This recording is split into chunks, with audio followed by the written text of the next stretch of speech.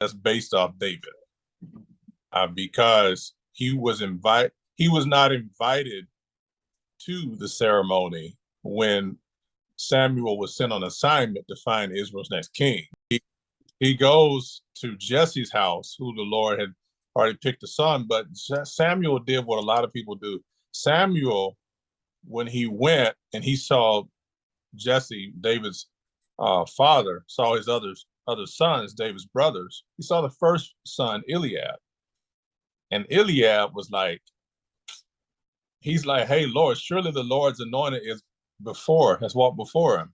And the Lord had to stop Samuel and be like, do not be, enamored by his stature.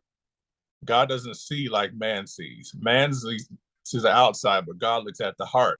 What that taught me was the reason why Samuel could say that and get enamored by the physical structure and stature of Eliab was because Saul was tall in stature like that.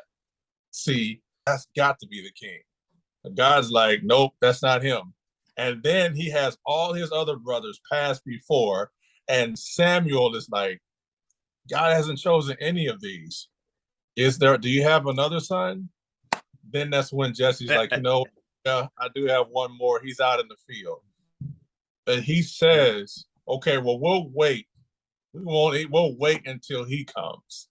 See, to me, that signifies the character personally for me, because there were times that I really tried to fit in and be that person or be that label that other people wanted me to be just for acceptance.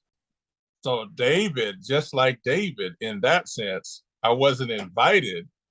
But then all of a sudden when people start, I'm just saying this, it's funny. But here again, the reason I say David, because again, being outside the mold or being outside the status quo, that's me. And then also when you look at 1 Samuel 16, when after Samuel anoints David, that's when you see it open up about Saul being troubled and he needs someone to come for relief. That's why and the first thing to get David into the door, it was really his anointing to play musically, to really relieve the king from the pressure.